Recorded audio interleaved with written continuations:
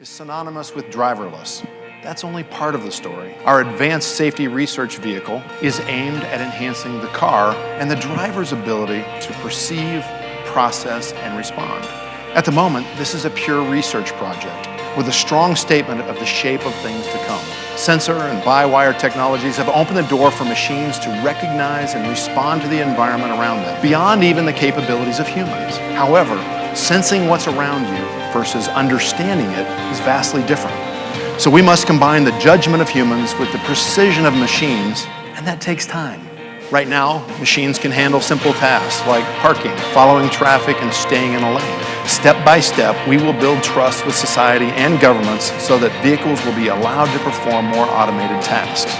The real value of this project is that it reinforces our focus on what a few years ago seemed an impossible dream: the elimination of traffic fatalities and injuries.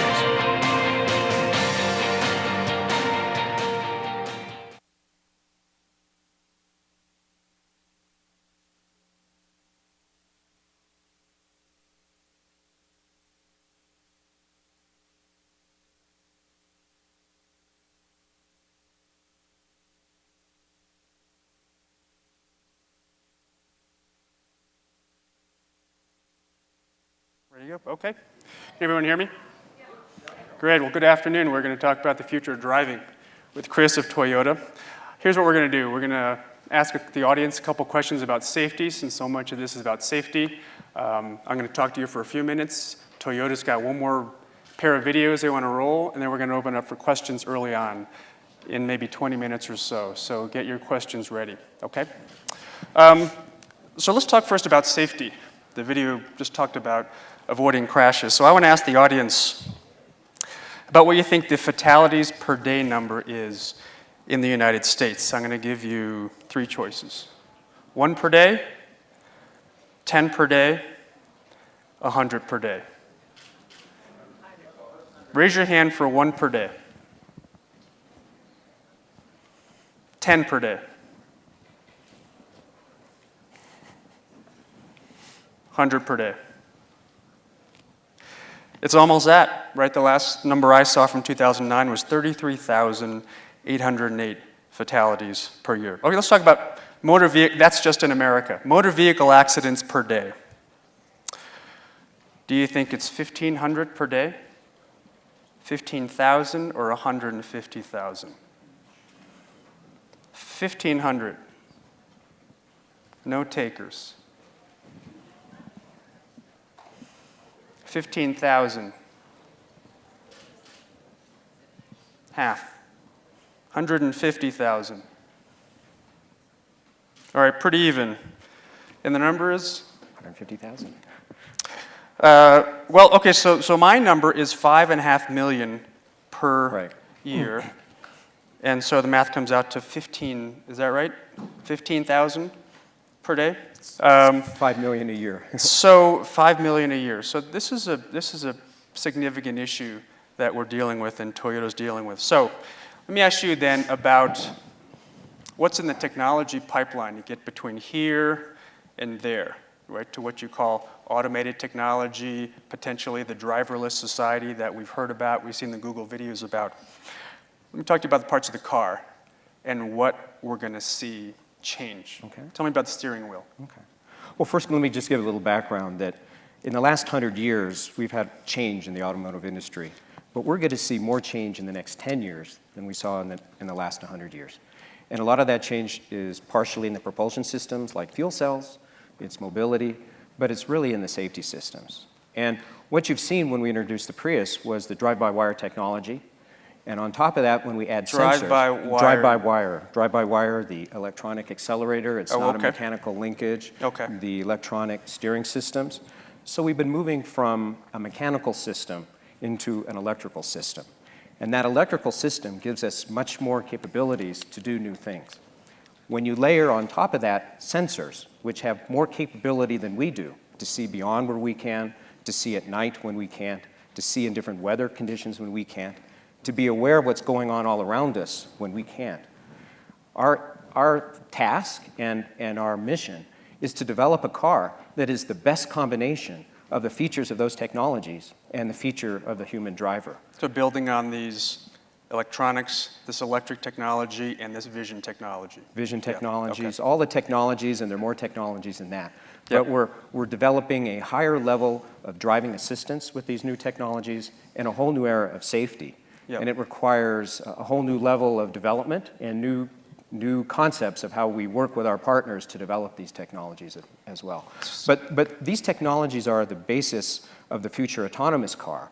But before we get to the completely... Which is what? For me, what is that? Well, I think when people talk about autonomous car, you can conceive of it as you have conceded all your control, all your functionality to the vehicle. Sit in the back seat. You can be sitting in the back seat, and it is driving you everywhere. And you're listening to public radio, and that's it. And that all day long. Yeah. That's right. Okay.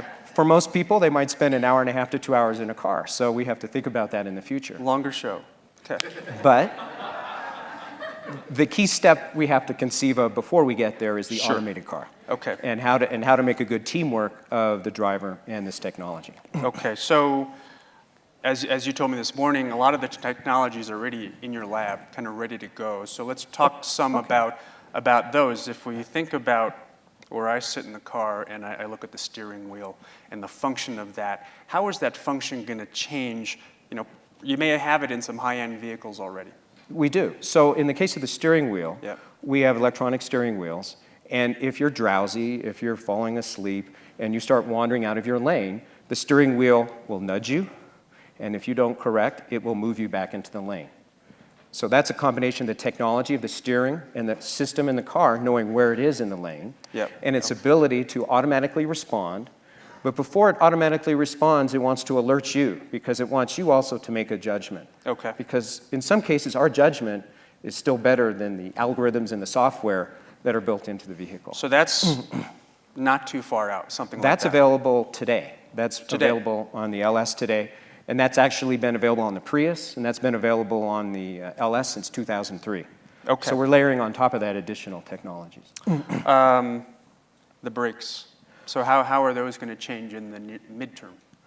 So braking actually goes back to ABS, automatic brake systems, which were 1987 is when we first introduced it. And they have evolved to being 2 wheels, to 4 wheels, to being independently braking wheels, to actually, as you're going around a corner, being able to keep you tracking when you go around a corner. That has been the history of braking. Now with sensors, knowing where the vehicle is relative to the vehicle in front of it or around it, the vehicle knows if there is a collision imminent, Yep. and so what it's doing now, it's called pre-braking. It's positioning the vehicle to respond instantaneously the minute that you put your foot on the brake. That's broadly available. Okay. What we're introducing in the Lexus this year and what you see in some of these systems, it goes a step further. If there is a collision imminent and you don't respond, the vehicle will now take control and come to a stop. Oh, so the way it takes the wheel when it needs to, it'll take the brakes when it needs to. And so that's the progression of the capability of the technology, marrying it with sensors, adding some judgment, trying to involve the driver. Right. There are ways to signal to the driver the condition, but if the driver doesn't respond quickly, the vehicle will respond for the driver. As we would call it, a good co-pilot. Co-pilot, right, yes. Seatbelts. Seatbelts have gone through evolutions in terms of force limiting. So for older people, they don't break your collarbone. When they detect an accident, they cinch down tighter. And so as we get in the future, we might even design seatbelts more for the individual drivers. As we start to model children, as we start to model older people actually sit more direct and farther forward than normal drivers. And so the technology of the seatbelt will go from those 2 dimensions of pre-tension and force limiting to perhaps being customized to the driver himself. Okay, so if I get into a car and I'm one of these persons, it actually knows who I am one way or the other, and it's going to adjust for my height or something. It would know your height, it would know your weight, it would be familiar with you. Okay, and this is the thing that weirded me out the most this morning at breakfast. You talked about situations where the car is uncomfortable. Okay, well, so this is fun. Actually, when you get in, think of it if you were trying to drive a pilotless car, Yep. And he's entering an environment where there's a policeman in Manhattan starting waving his hands. Now, in his software, to know what all the hand motions are, the different variety of traffic cops, when they see sensors in the road, do they know what that means? They may be familiar with your route, but today there's a construction zone. Yeah. And when it's entering a construction zone, maybe it wants to say to you, maybe you should take over control of the vehicle. And so we have to develop in a collaborative way, which is why we've created this Collaborative Center for Safety Research, this so new that's a business technology model. that's coming. It's a technology that's coming, Okay. but we're asking this center, which is our big idea, if you will, Yep. where we've put $50 million into supporting 26 projects with over 15 universities and medical institutions to open source safety technology in this area of an automated car. Right. Okay. So in this is a case, good- Stanford is working on that issue of how to hand over the control of the vehicle to the co-pilot, Yep. and then how to bring the transition back to the driver. What are those standards? What are those certifications? Does the vehicle know that you're ready to take it back or not? How fast should that occur? So there are a lot of standards and a lot of certification and a lot of science that has to be involved. Behavioral science, cognitive science. Stanford's working on that aspect in the project for us. Okay, so this is a good time to view that. You have a video of this center. Why don't you set it up Could for I us? maybe set up that video? So in this Center for Research, we also have work at MIT, which we're showing here, which illustrates to anyone who wants to take the test what happens in driver distraction. So you take the test and you drive normally, you're trying to follow a vehicle and brake when it brakes, and then we give you a cognitive test, an overlay, and we make you think and talk at the same time you're driving. And you'll be able to see the difference in your response time, and you'll get a sense of that. So what we're doing in this video is an example of the tools that need to be developed. And all the research we do, we offer to our competitors, we publish it. Everything, these projects last 2 to 3 years. In this case, there is a crash dummy for crashes in a car, so they're well documented. But there isn't a crash dummy to represent a pedestrian. So when we have pedestrians walking in front of cars 100 feet, 150 feet, 200 meters, whatever the distance is, we need to have a calibrated dummy. So everyone who's in the industry uses the same dummy. Right. Now, with that dummy, what clothes he wears is important too. And whether it's a polo shirt or whether it's a winter coat, changes his radar signature. And so we need to do research so that we can understand pedestrians from a car point of view in all circumstances. So we'd like to introduce Steve, our crash dummy. Okay, so let's take a look at Steve. Steve is cute. Steve is cute. He has a personality. Yeah. He's uncomfortable. And you should look at his shoes. He's got very interesting shoes. There's a screen up here, too.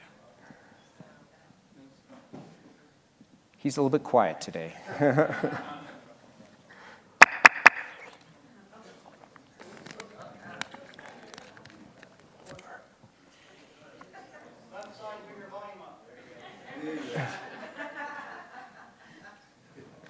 So,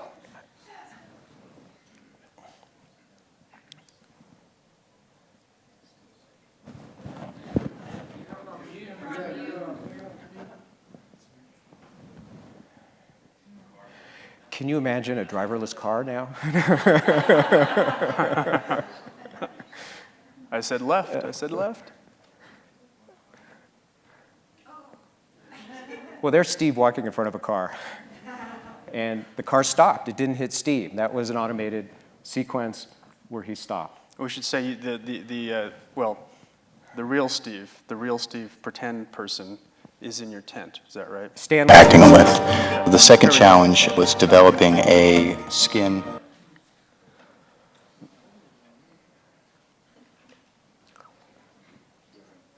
I think it's important.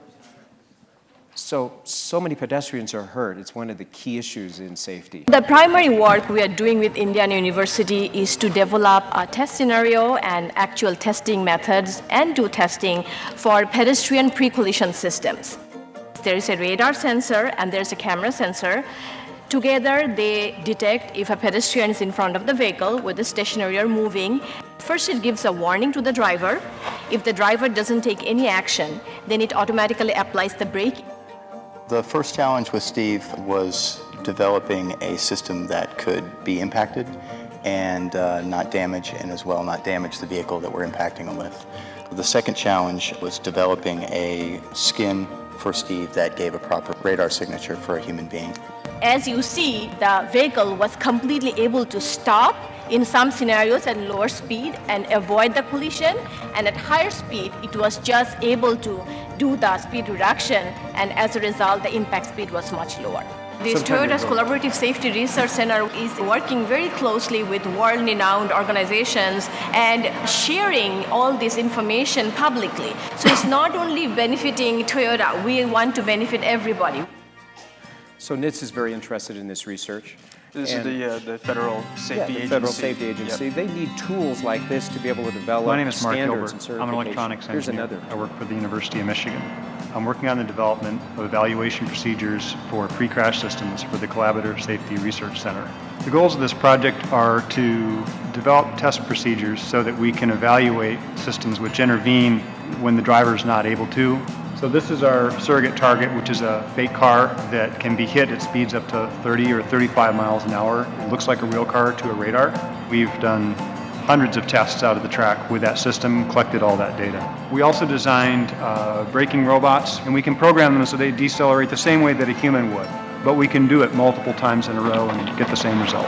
I think that the next big thing in automotive safety is that these sorts of systems which intervene automatically in hazardous situations are going to become more and more common.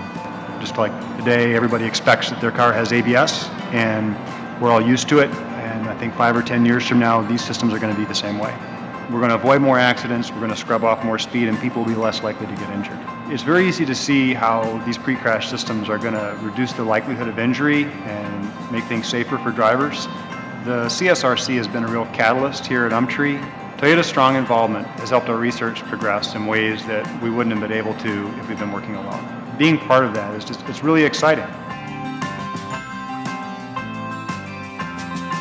Okay, so you've talked about having a co-pilot, which obviously in this picture means that the human driver is still behind the wheel, and there's all this technology assisting him or her. What's wrong with allowing the digital driver to take over entirely? So you can see in that, the cars right now are able to avoid a pedestrian at a relatively low speed. We don't have the capabilities yet to operate these systems at higher speeds. So that's what engineering needs to do. It needs to go through the development work. So there's an engineering there's a period of many engineering projects, many of which you saw. There are other projects on cognitive processing, on human-machine interface, on building models of young children with their internal organs and their bone structure so we can be kinder to these at-risk audiences, and also building models of older people. We need to develop a crash dummy for animals, deer in Aspen, maybe dogs. It's almost, I wouldn't say an infinite, there is a tremendous amount of work that needs to be done to develop the skills to achieve the automated car. And then beyond that, does Toyota want a future the day after tomorrow of an automated car? There are other companies that are obviously talking about this. Is that in Toyota's vision? Our vision, ultimately, we share the same vision with Google, that there will be a car that's automated. The question is the timing. Yeah. And what we're so trying Google has talked about 5 years from now. That's correct. Right. What do you think of that? Well, it's not clear, and they're not here, exactly what they would include in that. But our philosophy is, given the fatalities and the casualties and the pedestrian issues we have, there's a lot of progress that needs to be made continuously. And each one of these inventions layers on the other one. So we're about building a car that can save as many people as soon as possible. We're not about waiting for 5 years from now or 10 years from now to develop an autonomous car. We're here today to talk about the importance of an automated car and the importance of understanding how to integrate both the driver and the machine in the best fashion. And no one's ever tried to do that teamwork. The pilotless car is a different situation. It's not a teamwork. Oh, okay. So, and just, it's in the public record that, right, there, you or your colleagues has been asked about the timeline of this, and you or Toyota has said, we don't have one. Is that right? We don't announce publicly our timeline until we have a timeline established internally. Sure thing. Yeah. Okay. So, get your questions ready. I have a few, but if you have any, just raise your hand and the mic will come to you. Let me just ask you, as the mics are coming about, one way or the other, if fatalities and accidents are substantially reduced over time. I mean, this has big implications for society. I just thought about, okay, what does this mean for hospitals? What does this mean for insurance companies and insurance rates? What does this mean for ambulances and chasers? I mean, there's a whole automotive accident complex out there. Yeah, there's a tremendous ecosystem. There's definitely, ultimately, whenever we get there, if it's 25 or 20 or whenever we get there, it will change the industry. And that's why I said there'll be more change in the next 10 years than we've seen in 100 years. But even within the realm of possibility today, 20% of those casualties can be prevented, the fatalities can be prevented, by being able to send to the medical responders information from the car on the accident. If we know what direction it came from, we have models that show the algorithms. We can give some telemetry on the person in the accident. We can tell the first responders with certain lights or LEDs lighting up. And this is today technology, or this is a technology we're talking about as part of this in your this center. Okay. But we could tell the first responder, take this person to the trauma center or the non-trauma center. There's a lot of incidences where people aren't taken to the right location.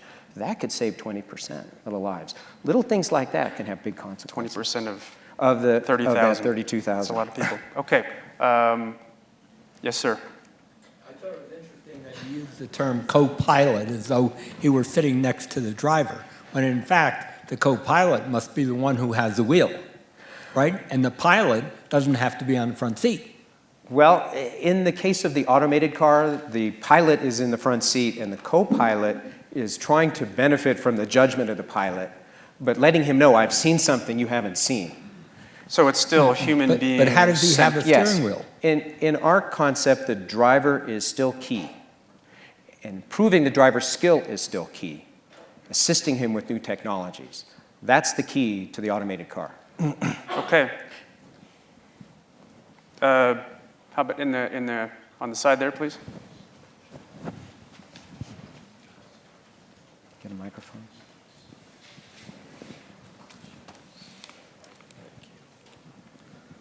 So question about what you mean when you talk about open source in terms of research.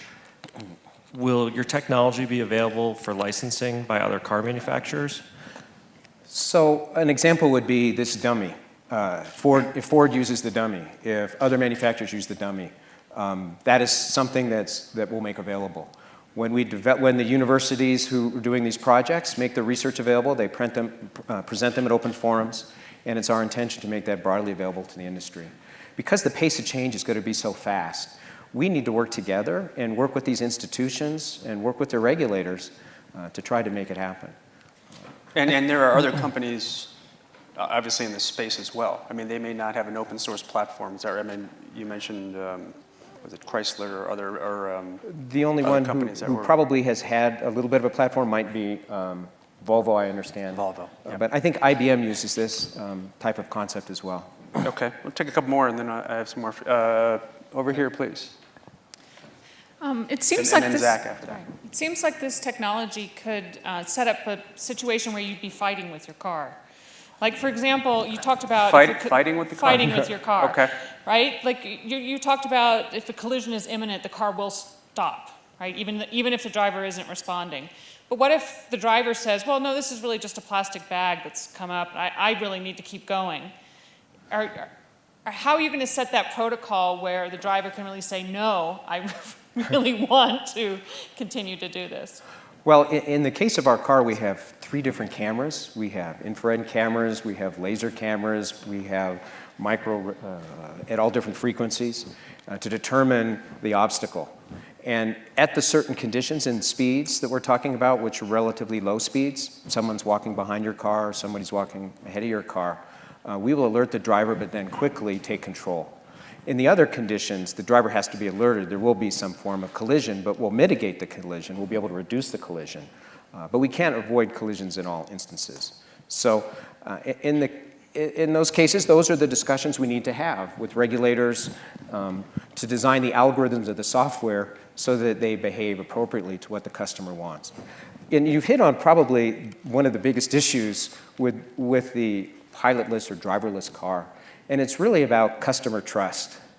And so these technologies will develop very quickly, and we'll probably have an instance of what you'd almost call a last mile, where it may take us longer to be willing to cede the control, as you're saying, as we need confirmation that it works. We need to trust the vehicle because it could be our lives or our children's lives. Well, okay, so how many of you out there would be okay with having a technology where the steering wheel is going to do something for you if you veer out of your lane? How many are okay with that today? Okay, that's quite a few. The rest aren't. How about the brake? You trust that the car recognizes that it's Steve instead of a plastic bag. Okay, a little small, pretty good number of you. Okay, is that you, Zach? So Steve and I talked about this the other day, and then this is admittedly a hard question.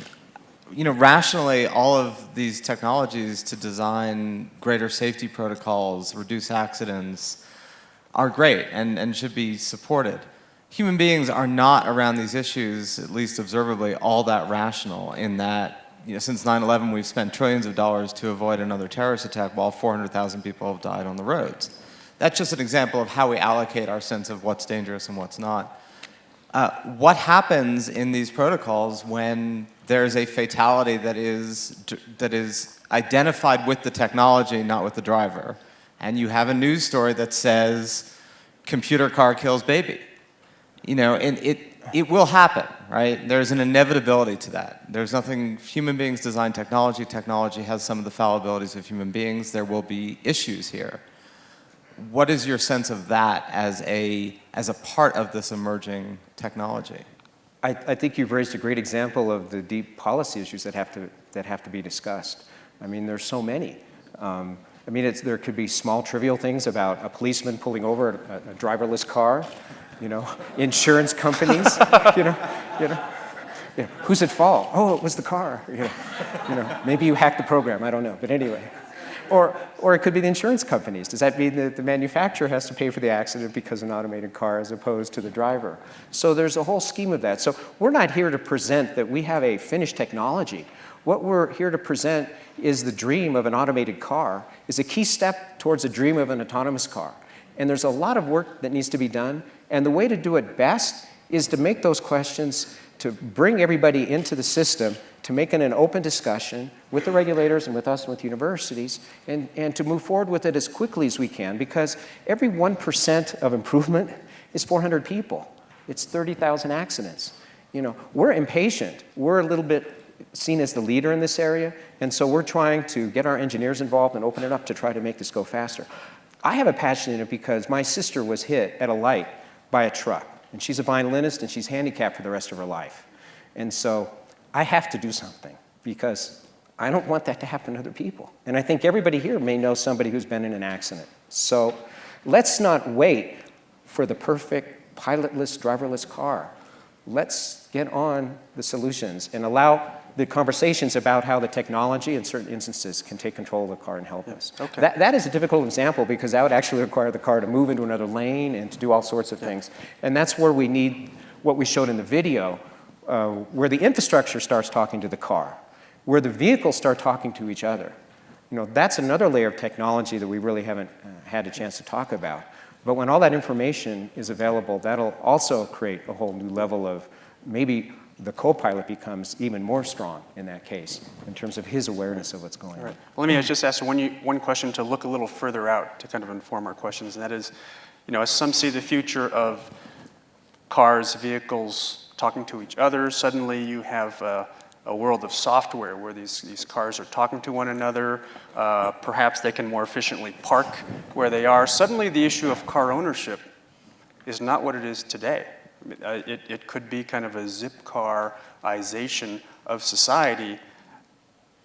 If a lot of people, or if enough people see that kind of a future, what does that mean for how many cars are going to be on the road and how many cars are going to be sold?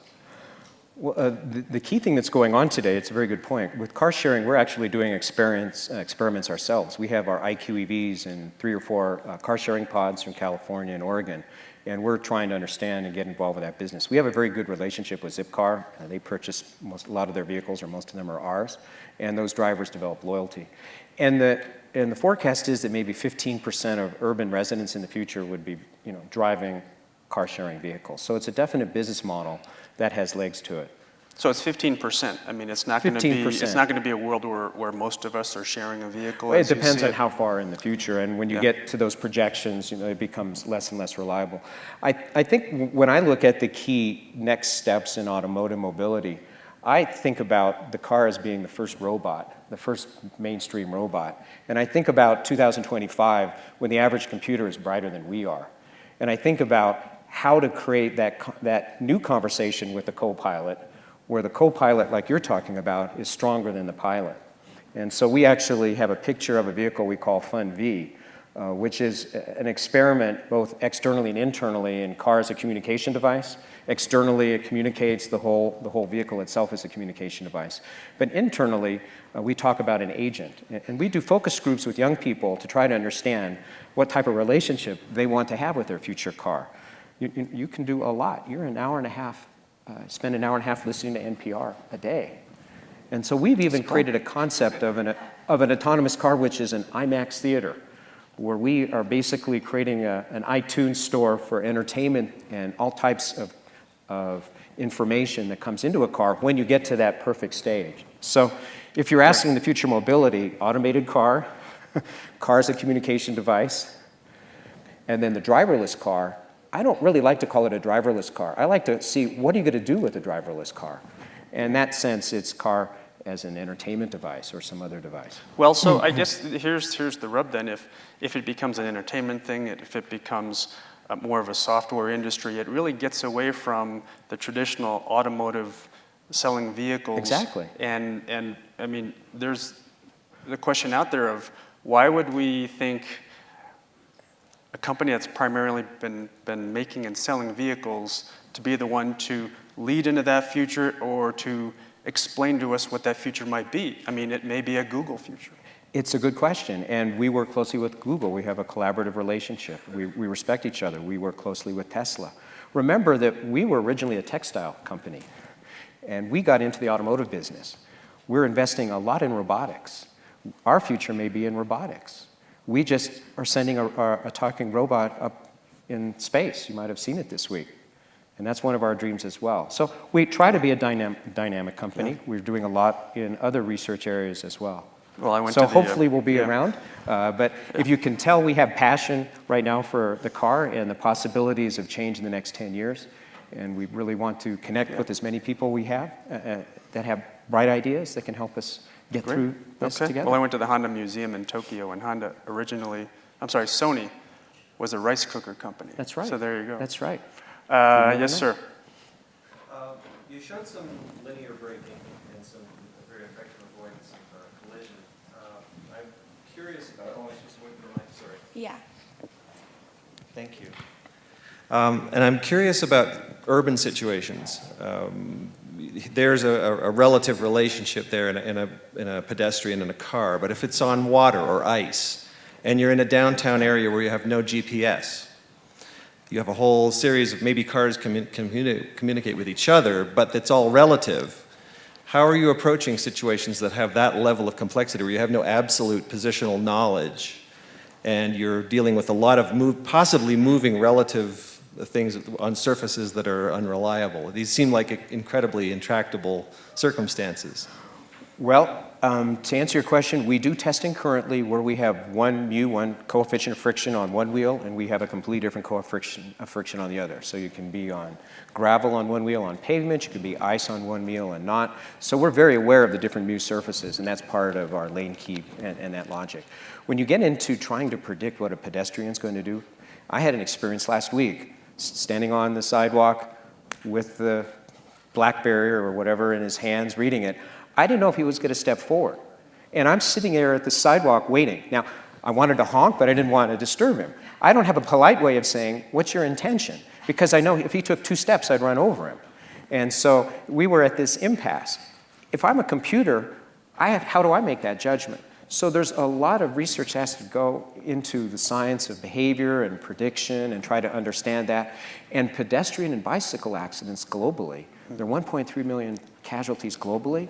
Globally, it's about 60%. So when you get into these congested environments, there are technologies that we have where we not only show where the pedestrian's going, which one is in your path, and we can identify which pedestrian is looking at the car. And so we color, this is something we don't have, but the kind of things we work on, we can color that and say that pedestrian is an issue for you. And so that's a primitive example of how we start to try to tackle that problem. Clearly some of these issues will still happen. One of the person trying to look at Google said their aspiration is to reduce accidents by 90%. An order of magnitude, does that make sense to you? Well, I think part of what Google's saying is very true because their timing and when they introduce the car, they're highly linking it to what we would call this vehicle to infrastructure and vehicle to vehicle. And so I think we'll see an improvement in all systems with or without the driverless car when you have that extra level of information. So in this case, the infrastructure will tell you there's a pedestrian here that you can't see. And that will be communicated to the car. So you'll have smart intersections talking to the car about the situation of that. You'll have vehicles in front of you telling you there's black ice ahead. And then they're working out the protocols now of how far out that communication should go. Does it go a mile or 10 miles? Depends on the severity of the issue. And those are the types of standards and discussions that have to be done.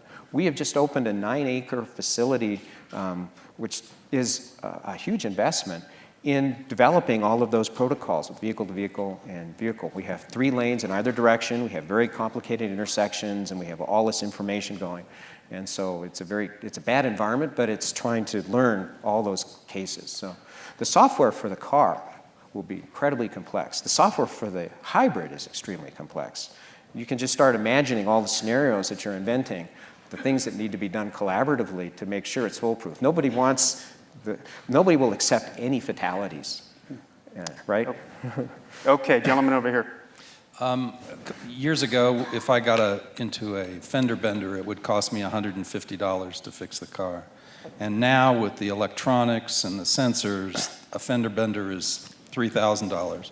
So I can imagine moving towards an autonomous car with a lot more sensors, a lot more software, backup systems to make sure everything works right. What's it going to cost to get a little ding fixed?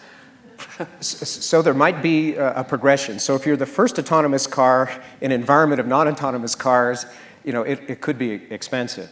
But when you get to an environment where all the cars are autonomous and they're talking to each other, you don't need to build the car the way we need to build it today. You don't need passenger and driver airbags. We have 10 airbags. You don't need all those complicated systems.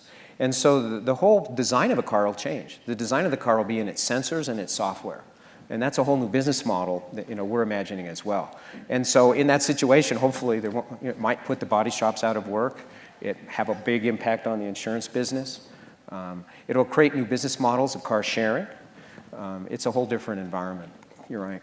But between now and then, is it right now in California and Nevada, the companies are allowed to test on the freeways these driverless cars for now? It's actually 3 states, Florida, Nevada, and California. Okay. And we've had to discuss that because that has been hard to get approved. The ability to do the testing of these automated semi-piloted cars. Are they on the roads now in those 3 states? Yes. Google is very active in California. Our program is very active in Michigan. Yeah. I'm not exactly certain who's doing it in Florida, but Florida is So who's cool with that? That if you're in one of these states, these driverless cars are already being tested on your road? We have an emergency stop, and we have a driver, but we're testing. Yeah. Who's comfortable with that right now? Okay. A bunch of us. Okay, question. Over here, please. A gentleman in the white, back there.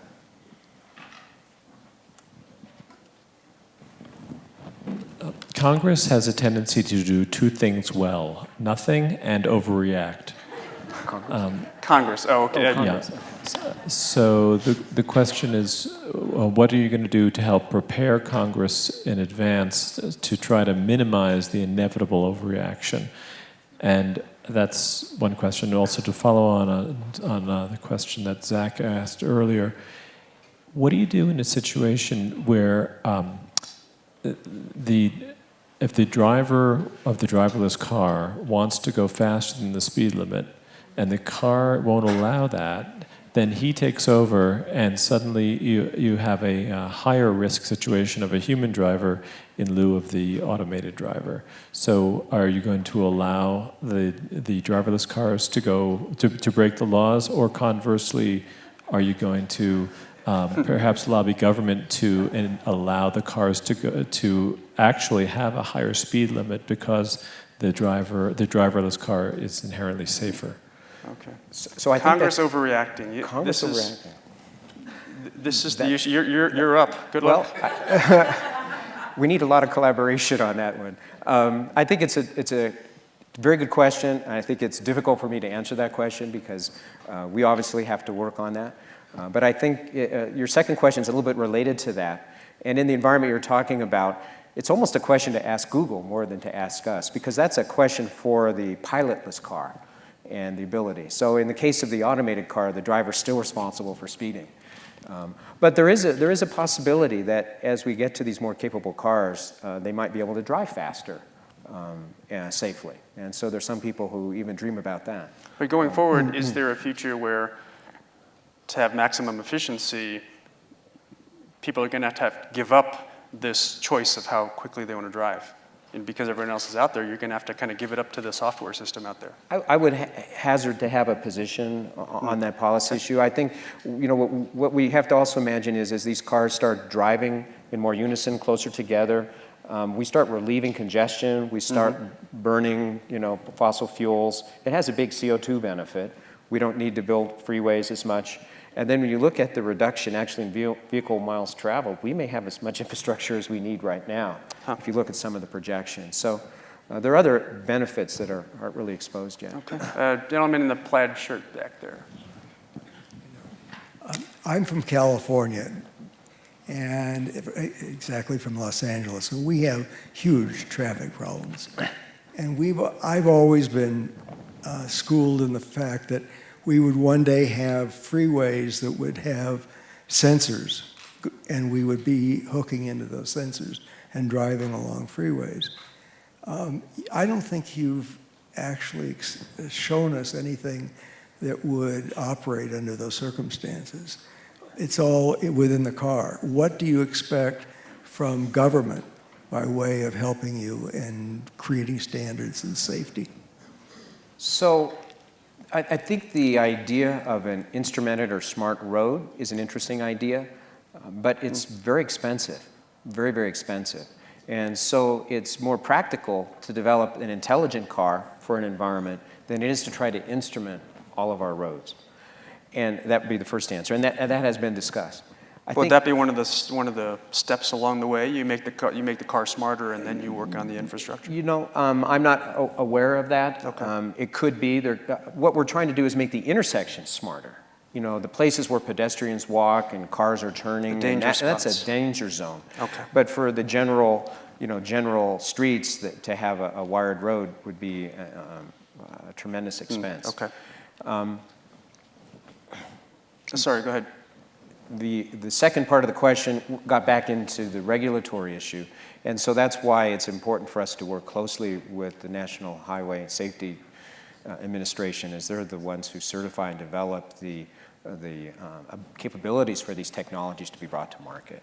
So that's the government agency that's most important for us right now. Okay, kind of the gatekeeper for getting these technologies into the showrooms. We need to make sure that everybody's systems are operating. What happens if there's a failure in the system? Does it chug along? Does it park? There are all kinds of protocols and issues that need to be discussed. You can just imagine the infinite variety, and that's why we need to have a collaborative, open discussion of all these things. Okay, we have one more question here, and then I'll go that way. Assuming all these safety issues get implemented, what does that do I'm assuming that the car becomes smaller and lighter in the future.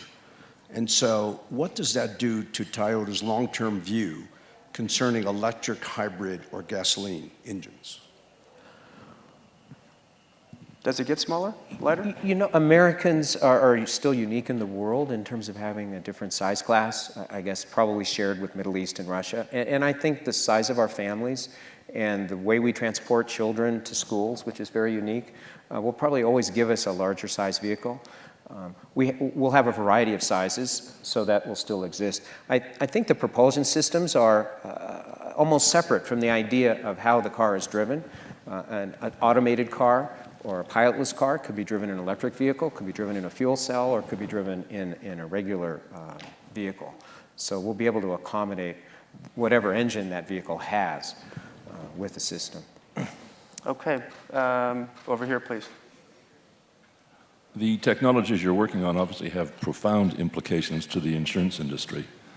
And in terms of commercially available technologies now, not the ones in the future, what has been the reaction of the insurance companies to this? Do they view these as lane change sensors and braking sensors as producing a safer car and offering financial incentives for people to adopt these, or are they just standing on the sidelines?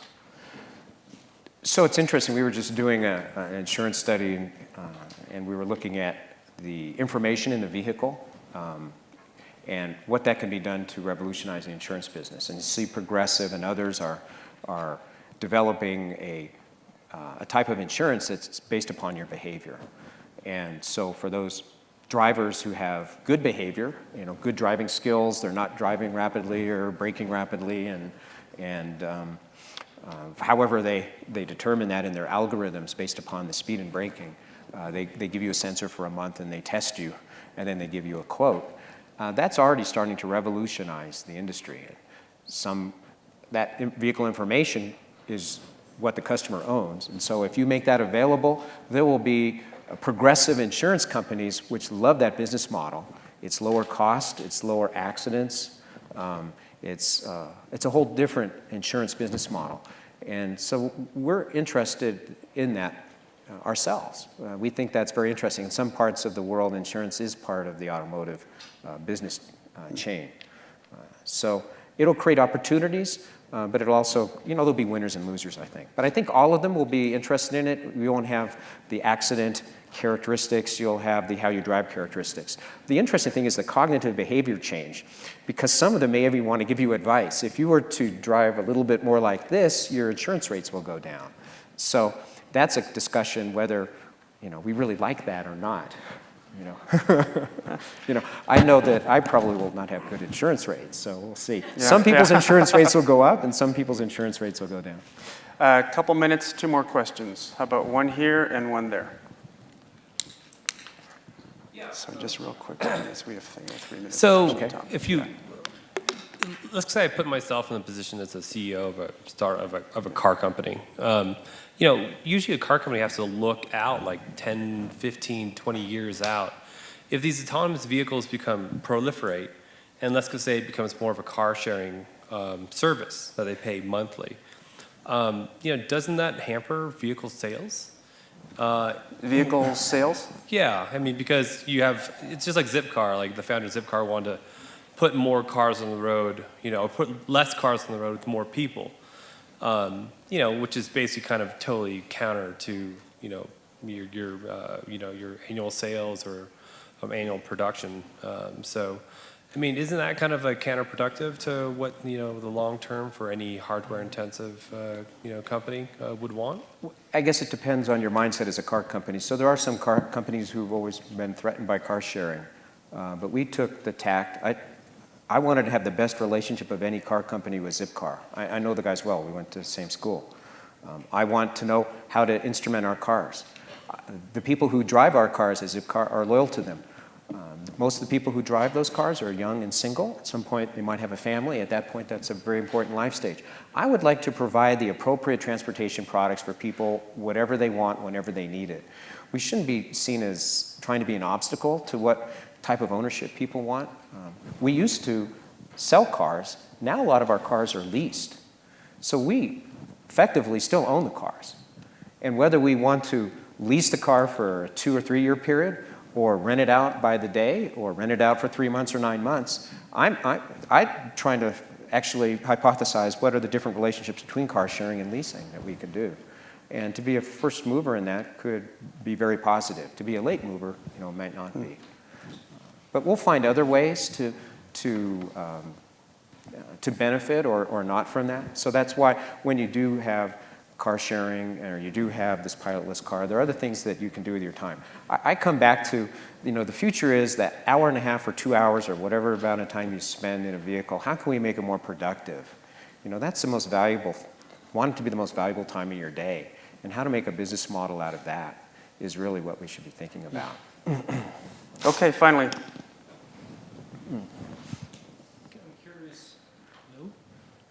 Does it work? I'm curious, the top 4 or 5 reasons car wrecks occur and what we can do in the short term to improve safety. I think you said a lot of people are trying to figure out how to use that time while they're in their car. Most, it looks like, are on their phone. What was that? I couldn't hear the last one. In terms of the statistics, there's still a variety in studies. They can tell you that 20% of the accidents or the casualties are due to driver distraction, and some people can say it's 35 to 50%, and somebody else can say it's 78%. So until we get, we're data mining now, driver data. The computers are getting at it. They're trying to create video logs of instrumented vehicles to get more information on what actually is the case, because we have to relate to what people are telling us, so we need more accurate information. But obviously driver distraction, driver error is 80% of it, whether you call it driver distraction or not. Okay. And so that's the huge opportunity. And so that's what the co-pilot can help you with. What's next on the list? You were asking for the few reasons, right? I mean, Or, a few reasons, and then in the short term, is there something we can do to improve safety without looking 20 years out? Well, I think we're just over the cognitive load. Take the test and understand how much your driving skill deteriorates when you're trying to drive and talk and remember.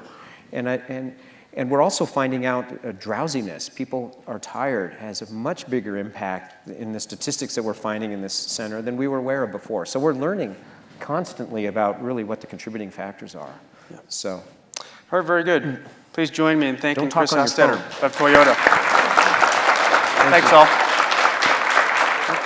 Thank you.